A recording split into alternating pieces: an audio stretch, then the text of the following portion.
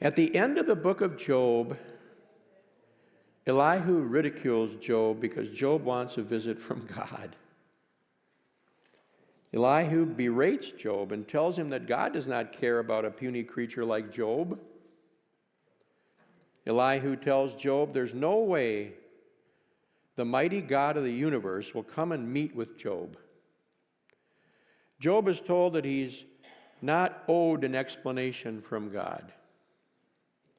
But as Elihu continues on and on, a tiny cloud appears, and it's on the horizon. As it draws closer, it develops into a storm.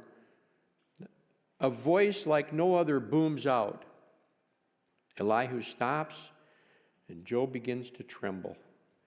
God actually arrives on the scene to address Job's accusations of unfairness. So what does God say to Job? God could have said, Job, I'm sorry about what happened. You've endured many unfair trials on my behalf, and I'm proud of you. You don't know how much this means to me, and even to the universe. God could have given him a bit of compassion, or even a glimpse of what happened behind the scenes, as we are given in the first 2 chapters of Job. Any of those would have helped Job understand. However, God does not do that. Now, as a refresher, what does God do? For those of you who've been reading and listening, what does God do instead of compassion, understanding, appreciation for what Job has been through as a result of this trial and test? What does God do? God asked him who made the universe. God asks him, who made the universe? Anything else? Was he there? He asks, were you there when I made the universe? If this is my world, who are you to ask these kind of questions? God's reply consists of more questions than answers. God gives Job a verbal tour of the natural world. God shares with Job the marvel of his creation. So why did God choose to give Job a course in creation appreciation? In the process, God does not explain, but explodes, asking Job who he thinks he is.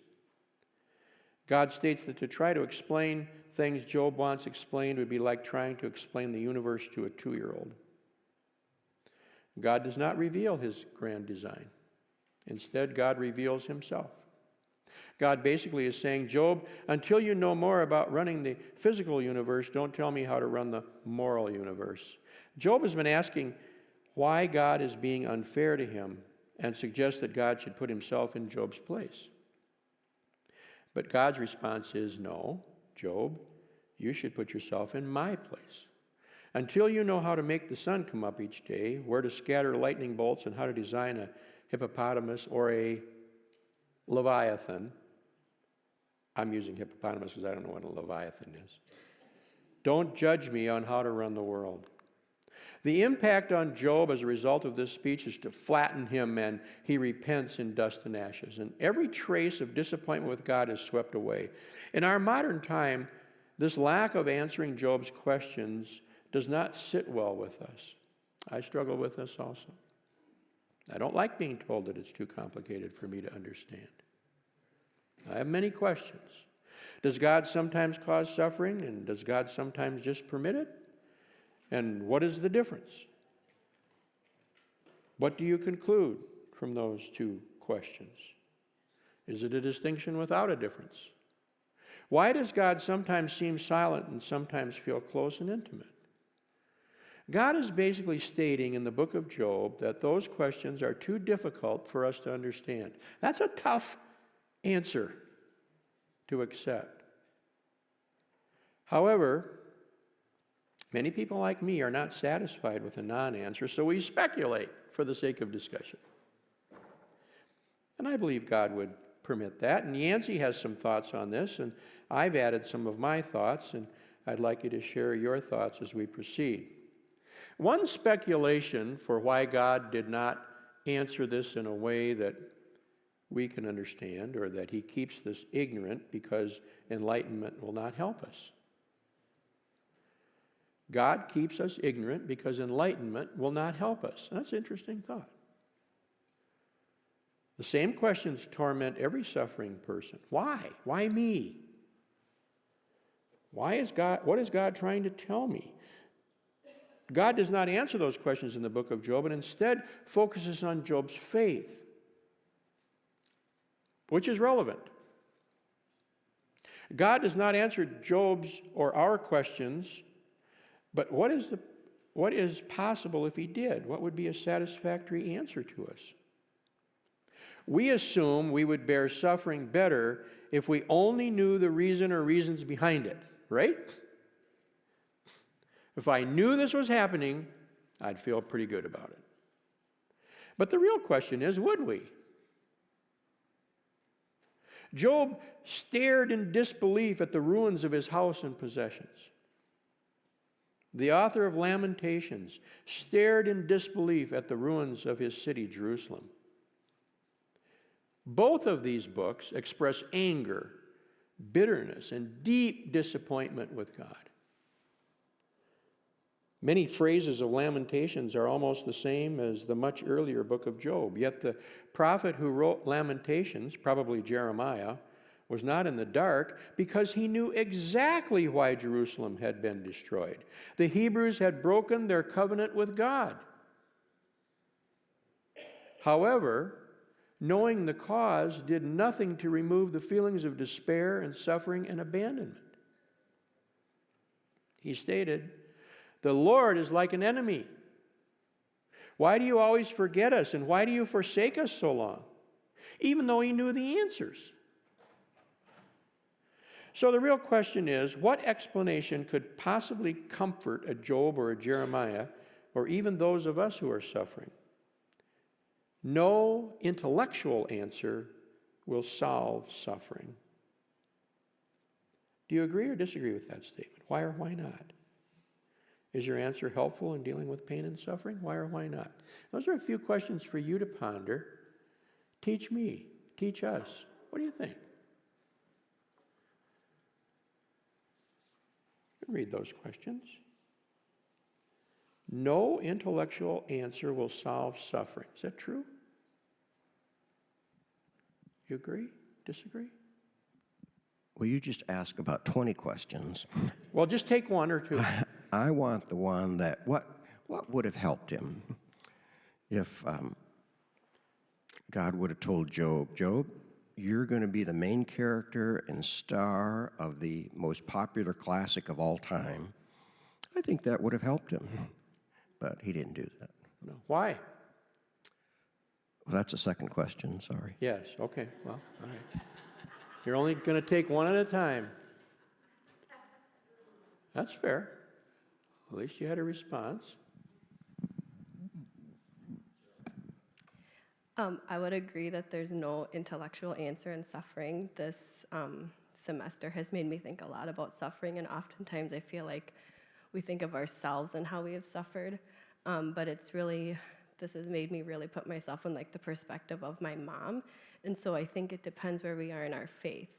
So yeah, she suffered greatly, but she used it as if this could bring one person to the Lord or someone's walk stronger, she was okay with that and she was at peace with that. Wow. But us on the outside looking in, we're like, why is this happening? Why is this happening to her? So I really think it depends on where you are with your walk with the Lord and how strong your faith is. So there really isn't like a answer, because each person is going to take that differently. Sure.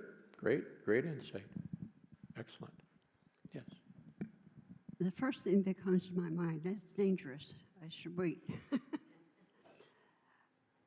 When I'm suffering, all I want is to get rid of the suffering. I don't go through all the intellectual stuff. Just help me. I don't want all the reasons. Just get rid of it, Lord. That's great. Great thought. That's kind of that's where we come from, isn't it? Don't bother me with the details. Just get it out of here. I couldn't see if it was Maria or Miranda talking, but I agree with her. And And I also think not only does it depend on where you are in your walk, but it also kind of depends on where you are in the situation. Right away, immediately, it might not help, but maybe over time. I think of those people who are losing their homes and everything in California with the fires. I doubt that anything would help them right now if you just lose it. But maybe over time, if you found something, maybe it would help with the healing. Okay, good. Last year, my last Sunday school class, went home, put my computer stand in the attic, fell 5 feet from a ladder, crushed my heel. They crack like an egg, so they crack into splinters. So they put in 20 screws and 3 brackets, and I had to put my foot above my head for 7 weeks. Toes above the nose, as they say. And every day, I knew the reason why I was suffering, because I was stupid. And I felt guilty almost every day for how stupid I was to use a flimsy ladder instead of the good one that I had, and how careless I was, and not having 3 points, 1, 2, 3, and then I was putting it up, standing on a ladder, zing, away I go, playing it over and over. And the first thing the nurse told me when we arrived for the surgery was, "Isn't it amazing how one act like that can change your life forever?" And I'm still in pain. And I know why. And it still doesn't help. I just want it to go away. So I agree with Carolyn. Any other thought? Yes.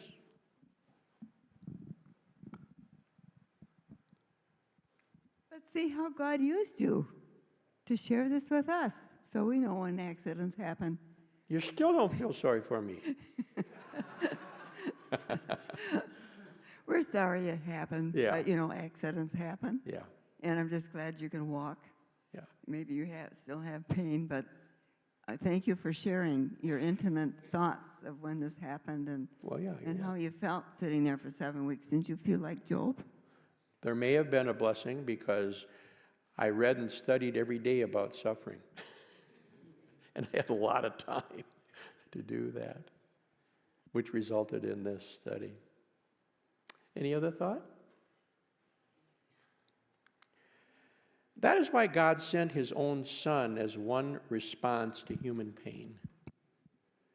So God could experience it and absorb it into himself. He came to earth in human flesh to go through what we go through, only much worse. The incarnation did not solve human suffering, but it was an active and personal response to human suffering. To really understand suffering, we must experience it personally. An intellectual response or understanding of suffering is inadequate. Absolutely inadequate. Actually, no words can speak better to us than the Word of God. The Word became flesh and dwelt among us. If you want to sit down with someone who's really suffering and go through the theoretical theology of all suffering, it is going to fall on deaf ears and probably make them angry. What are people looking for when they're suffering?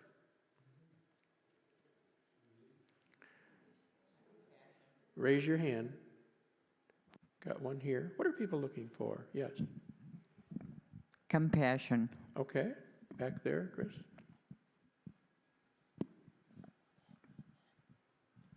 Maybe empathy. Okay. Green scarf right there. Sorry, I don't know your name. What is your name?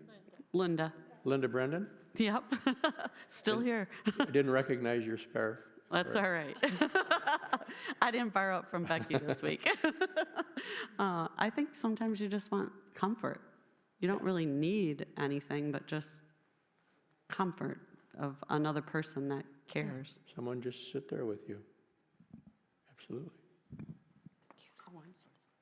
So I think in suffering, we're looking for the reason sometimes, or the answer, or the why. We have this need to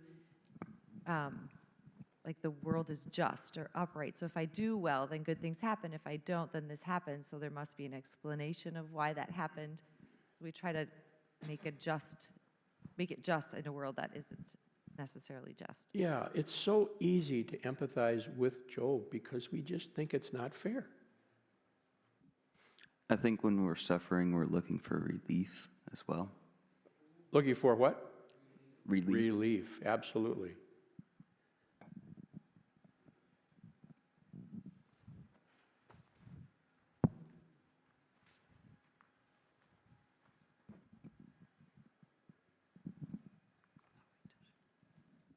Go ahead, Linda. Okay.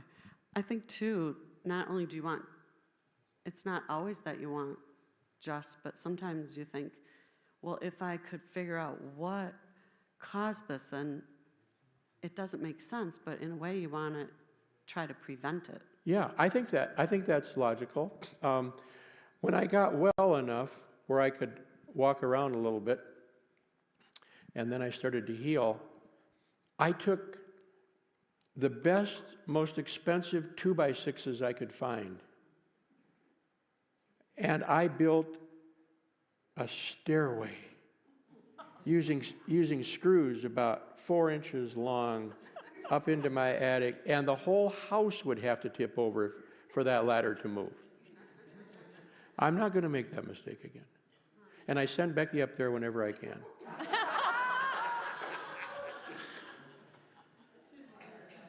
Yes. I have a kind of a new take, and that is I'm not suffering, but I go and visit the people that's gone and that are suffering and are lonely, and just to be there and to let them know you care. And one thing that I have that opens my door is a dog. Yeah. And sometimes they don't even see me, they see the dog. And I had this one lady that I had spent a lot of time with her, and her daughter came out and said, Gisla's passing, do you want to go see her? So I went to see her, and she was unconscious or in a coma.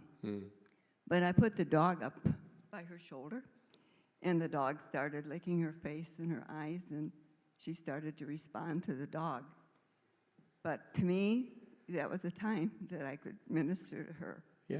And her daughter stood there crying because she had had a dog just exactly like mine. Yes, we can be a testimony. When I was with toes above the nose, there were 5 people from this congregation that visited me.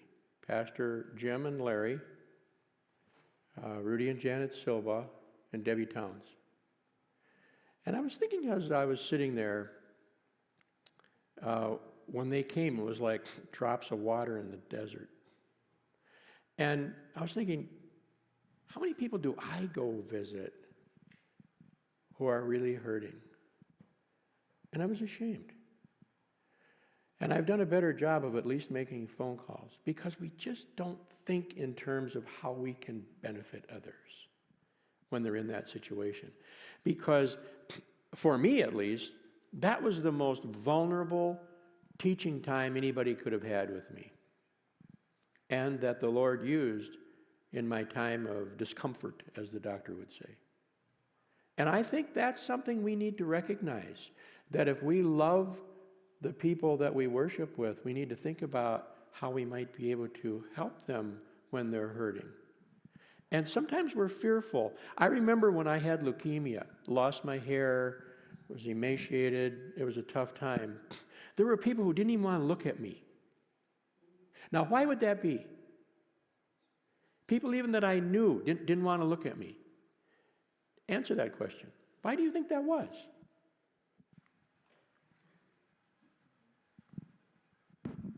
Sometimes people are ashamed of their own reaction. They don't know how to handle. They don't know what to say. So they'll just walk away, run away, don't look at you, you know? Yeah.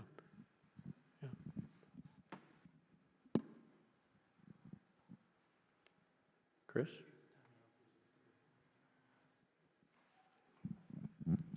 I think sometimes people are afraid that that could happen to them. I had a relative who had leukemia as a child, and I was always so afraid of that with my kids. I was just so afraid of that. This was before they were better at curing it. Mm-hmm. And so it was kind of a death sentence. Yeah. One kind of the leukemia was. So I thought, oh, you know, this is in the family. My kids could get this. Right. And Yeah. Yes, Charles. Well, she said basically what I was thinking, that people in this fragile world we live in, you know, you're looking at this could be me. And people don't like to look at that and see how fragile they are and that they could be in the same situation tomorrow. Right. Any other thoughts? With Job, God declined to answer. So Job withdrew his questions. Jesus also avoided answering the questions about suffering. When the disciples drew conclusions about a man born blind in the 9th chapter of John and about 2 local catastrophes in Luke 13, Jesus rebuked them. So even from Jesus, the hard why questions about suffering are out of our reach. Because of the lack of clear answers, there's a danger of misrepresenting God when we speculate with our own answers. Why would that be the case?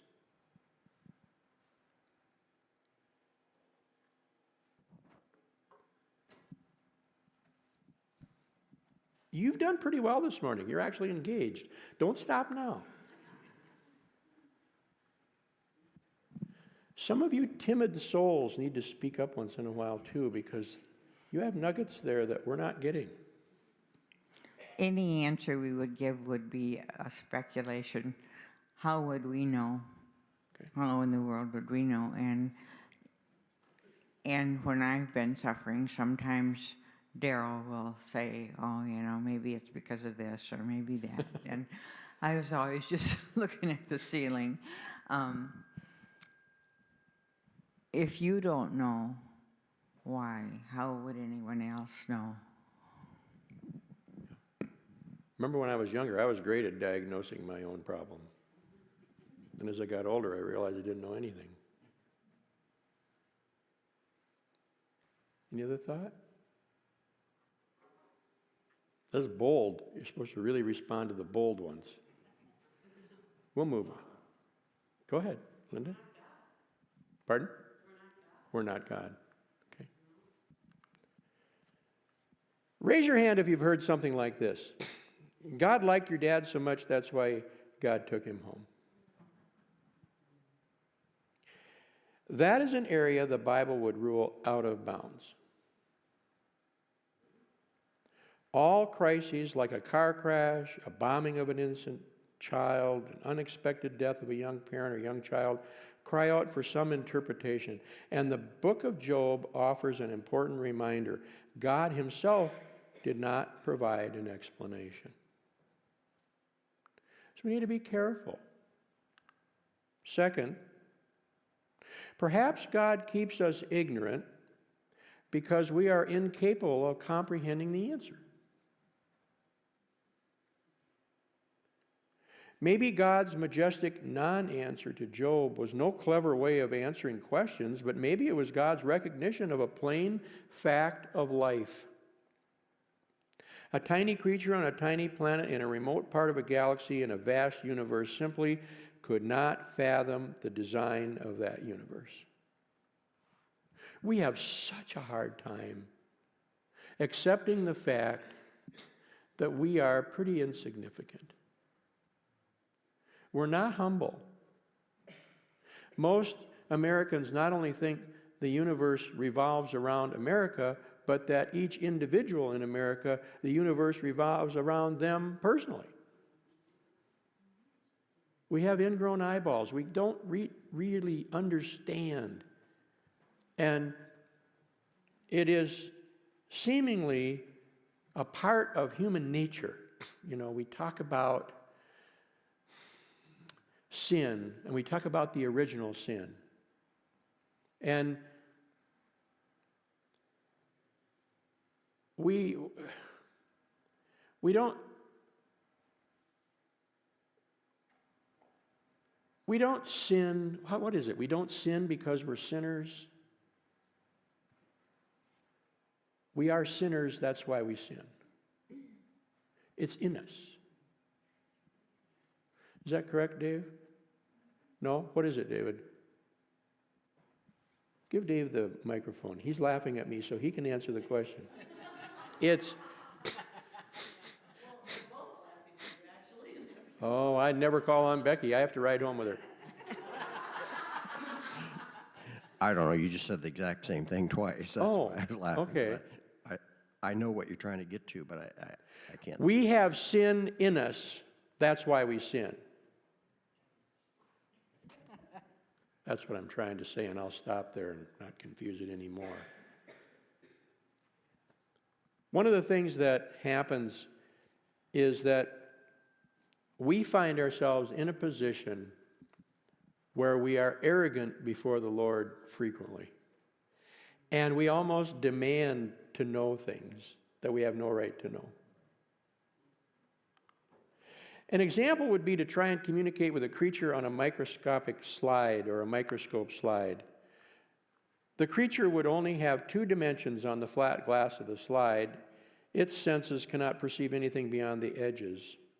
How would you convey a concept of space, height, or depth to such a creature? From above, you can see the 3-dimensional space above and below the slide, but the creature from below can only comprehend a world of 2 dimensions. In a similar way, the unseen world exists in a world outside of our perception. Except for rare interventions into our plane we call miracles, Job or you and I cannot comprehend the total picture with our present mind. God lives in a higher world. The world does not contain God. God created the universe. God is not bound by space and time in a world we cannot fathom. Only when he steps into our material world can our view of God become more clear. So what is this space and time? We've touched on it before in here. But time is very important when we're dealing with God because God created time. And if we can understand this concept, it can help us, I think. Time points out the huge difference between God's perspective, the view from above, and our perspective, the view from earth. The difference accounts for many of our questions. St. Augustine devoted Book 11 of the Confessions to a discussion of time.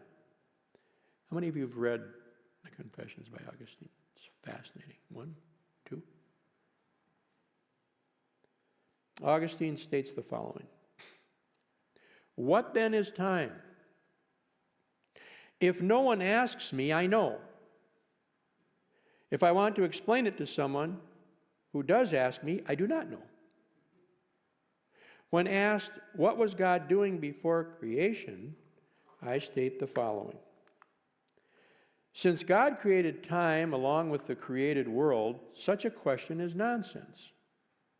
This merely betrays the time-bound perspective of the questioner. Before time, there is only eternity, and eternity for God is never-ending present. I've talked about this before. For God, one day is like 1,000 years. 1,000 years, like a day. God created time. We live in sequential, experiential life. God is outside of time. Omnipotence means all-knowing. Omnipresent means always present. Omnipotence means knows everything before us and after us at the same time. So what would Augustine make of all that has happened since Einstein connected time and space? Now we understand time as relative and not as absolute. How many of you have heard of the law of relativity?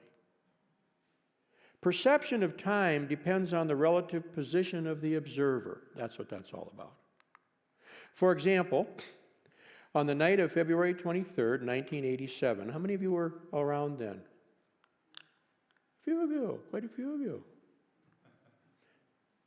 An astronomer in Chile observed with his naked eye the explosion of a distant supernova. The blast was so powerful that it released as much energy in 1 second as our sun will release in 10 billion years. Absorb that for a minute. But that event that occurred on February 23rd, 1987? No. Only from the perspective of our planet, because that's the first time we saw it. Actually, the supernova exploded 170,000 years prior to our 1987. But the light generated by that faraway event, traveling 6 trillion miles a year, took 170,000 years to reach our galaxy. God, outside of the parameters of time, was and is present at both events at the same time. There is no delay in what he sees and knows, regardless of the delay in time. He is outside of time. He is always present. God sees the supernova in our time, 170,000 years past the event. God sees the supernova at the present time of the explosion at its source, and the future of the events as it travels through space. God sees the past, present, and future of all things simultaneously outside of our parameters of time. Now, Jim, you might disagree with me because you're going to a theological seminary, get your master's degree. But I'm going to tell you from my perspective, that's why I don't wrestle with predestination anymore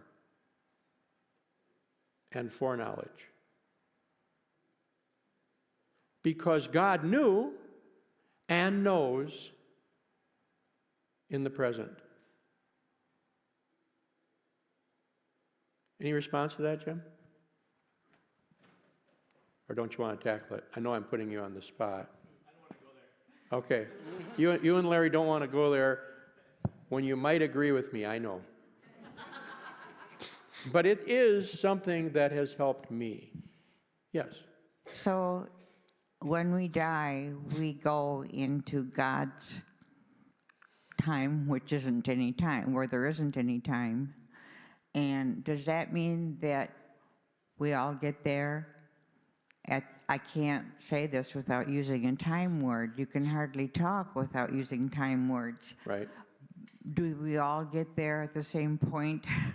I believe, sincerely believe, based on our study of heaven, and I have scripture to back that up, which you could go back and look at when we talked about it last year, there is time sequence in heaven. We will never be God. God has created a new heaven and a new earth for us. And on that new heaven and new earth, we will be living in a time sequence of eternity. We will have continuous growth, opportunities for service. We will not be like the angels. We will have limitations. We will be with the Lord. It will be a place without conflict, without jealousy, without tears, but it will be similar in some respects to what we experience now without the sin of the world and the fall of Adam.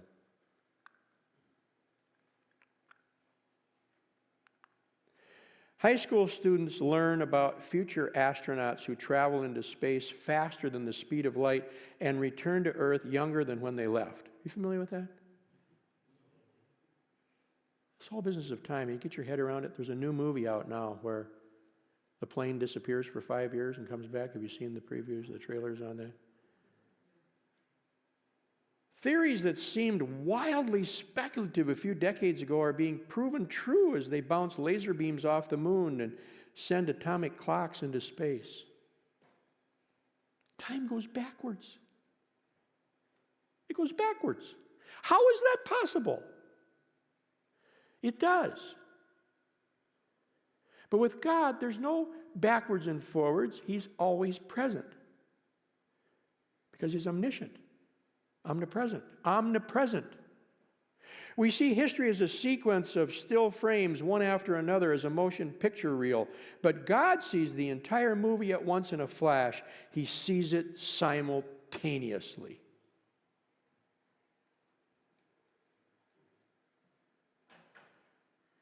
And, Jim, I believe that's sound theology. Well, don't say that, because I'm not sure your instructors would agree.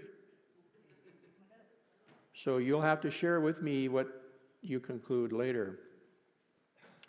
But that's my belief. That's where I stand. I can live at peace with it until somebody knocks me off my stand, my ladder. So, which could very well happen.